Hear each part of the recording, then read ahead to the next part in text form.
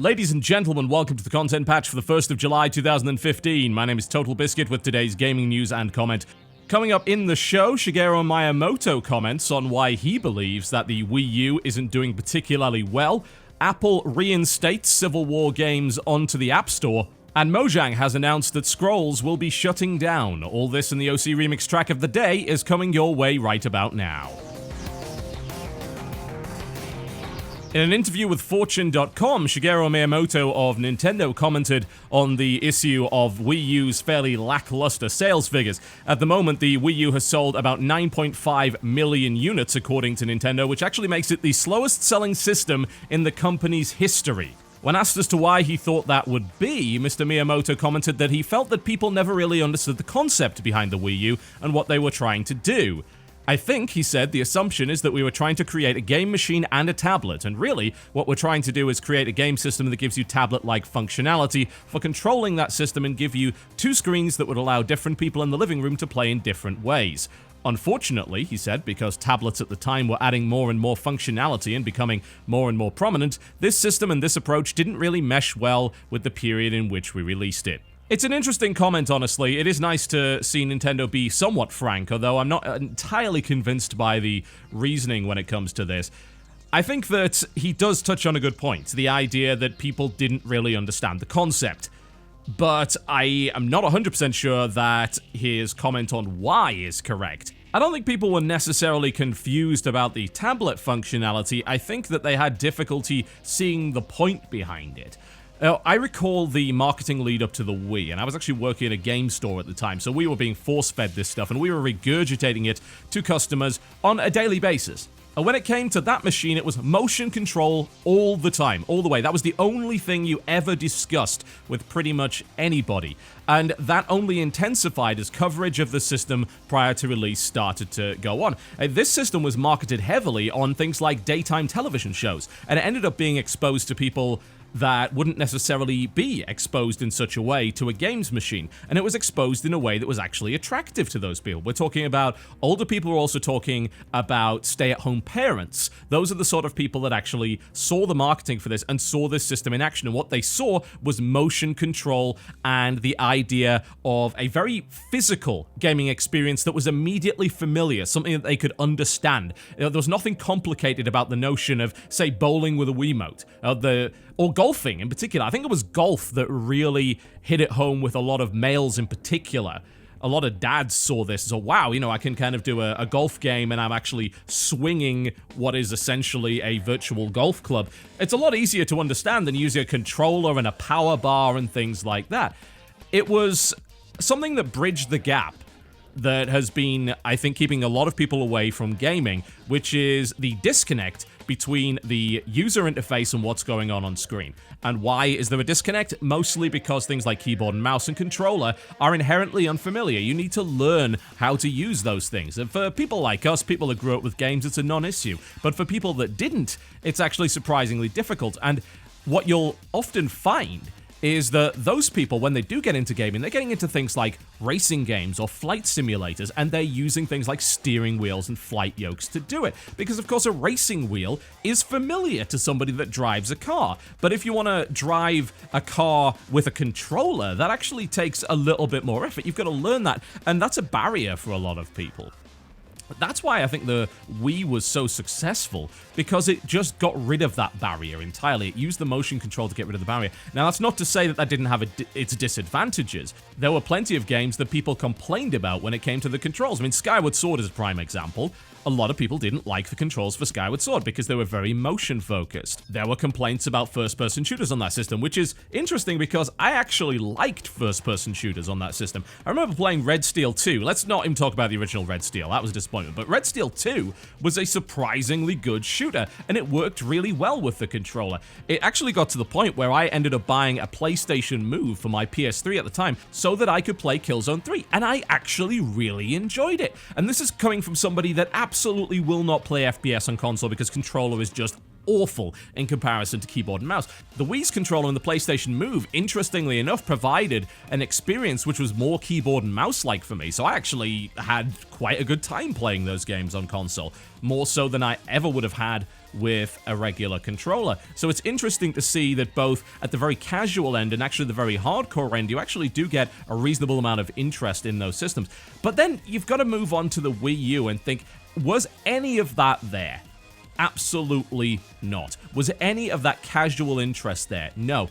Interestingly enough, I think the tablet functionality, which is primarily the asymmetrical multiplayer, things like Nintendo Land is, a great example of how that worked, is more appealing to a sort of more hardcore niche audience. The problem is, hardcore gamers were not buying the Wii U in droves. I mean, it didn't release with a good lineup of games that would have been appealing to those sort of people. I mean, you've got Zombie U, and if you happen to like the 2D Mario, which personally, I think is a fairly weak way to launch. I mean, if you're gonna launch with a Mario game, launch with either a Mario Kart game, a Smash game, or of course something like Mario 3D World, which was great, by the way. Mario 3D World's absolutely fantastic.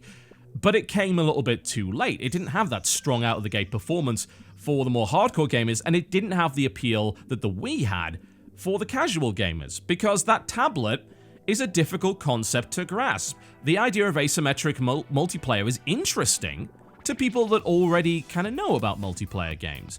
There's nothing like Wii Fit or Wii Sports or Just Dance that comes along and really blows casual gamers away. And I suppose it doesn't really help that I think Just Dance moved really onto the Xbox because the Kinect was a much better system to use for something like that than the Wiimotes were. The tablet has its uses, but nothing mind-blowing. It doesn't change the game. It adds little things and in some ways actually detracts from it. I mean, we heard Dodger talking about Star Fox and the way that it was actually difficult to control with the Wii U tablet controller when she tried it out at E3. And I can see there being a disconnect there as well. It's difficult to relearn because you do have to do that in many ways with that particular controller. If you look at some of the really good, appealing games on the system, a lot of them barely use that controller at all. I mean, great example is Bayonetta 2. If that's something that is really appealing to hardcore gamers, then chances are they're using the Pro Controller and not the tablet controller to do it. There are some interesting little bits of functionality, like with Monster Hunter. Having that screen down there makes inventory management a hell of a lot easier. But still, that's very niche. That's not a system seller. That's a nice little bit of added value for someone that already has the system and already understands it. And I don't think Nintendo did a great job of communicating those ideas. And even if they had, maybe those ideas just weren't appealing enough. I think that's the thing that they perhaps need to understand. Those are cool little additions. They're not game changers. They don't bridge that gap like the Wii motion controller did. To me, that's the core issue, and I think that he does touch upon that. What he doesn't touch upon is Nintendo's failure to communicate that to potential customers, and more to the point, whether or not even if they had communicated it, it would have actually been a big enough selling point in the first place. You can toss in all sorts of other things like lack of third-party support or lack of power, but honestly, with the current first-party lineup, and things like the Wonderful 101, Monster Hunter, and Bayonetta 2, I still think the Wii U is actually a pretty good system. Obviously, it's underpowered, but that hasn't stopped it from getting great games. That doesn't really seem to make much of a difference, though. If they were hoping for a runaway success like the Wii, it wasn't successful because it had great games. Wii Sports is not a great game. Wii Fit is not a great game. All those ridiculous party games, things like Just Dance, I mean, they're not really great games. A lot of the Wii's really great games didn't actually sell that well.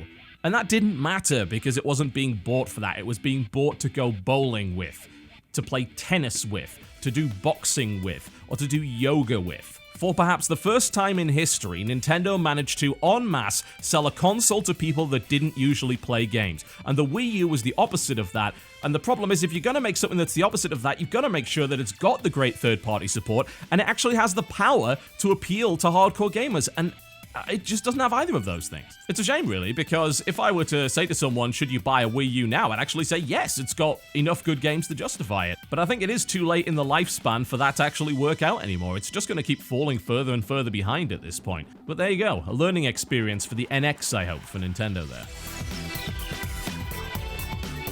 A few days ago, we discussed the fact that Apple had removed several games from the App Store which featured the Confederate flag in the context of the American Civil War.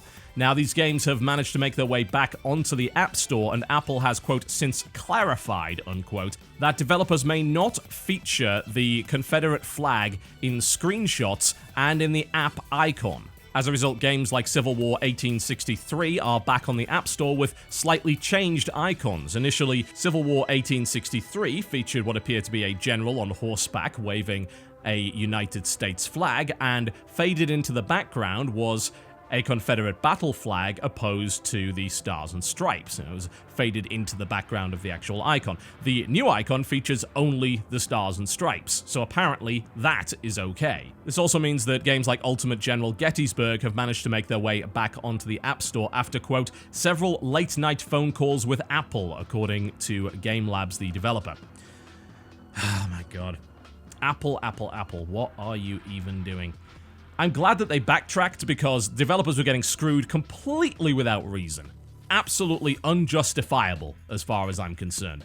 But unfortunately, this is yet another step in the infantilization of the App Store that Apple seems to be pushing. I mean, we had a controversy earlier this year where games were being pulled from the App Store for depictions of guns in screenshots, as well as in the game icons. Now, there is actually a rule in the App Store submission process that says the App Store has parental controls and requires all apps to bear age-appropriate content ratings. While violence, etc. has always been permitted in apps, Apple has always required that all app metadata, the title, description, icon, and screenshots, be kid-proof with the lowest rating. Well, that's Apple's little walled garden world for you. You know, let's sanitize absolutely everything. As we're well aware, Apple does not take games seriously, and they haven't for a very long time, and it doesn't look like they're going to be changing that anytime soon. I'm glad these developers have got their games back on the App Store, but frankly, it seems like if you want to touch on even anything remotely controversial, which frankly the Civil War is not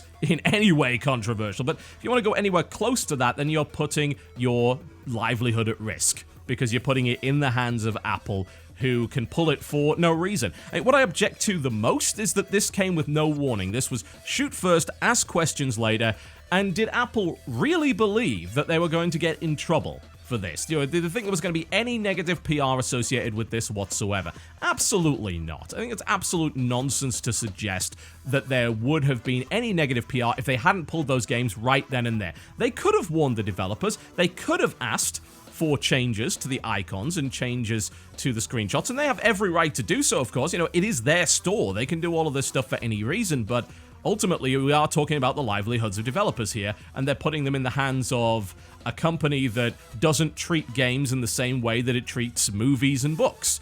It views them as a lesser form of media, it views them as inferior, it effectively views them as child's toys. The idea that you can't show anything that's not kid-friendly in the icons when you have an age restriction system indicates to me a software problem. Surely, if you had the age restriction running on that device, it shouldn't be showing those apps in the first place, right?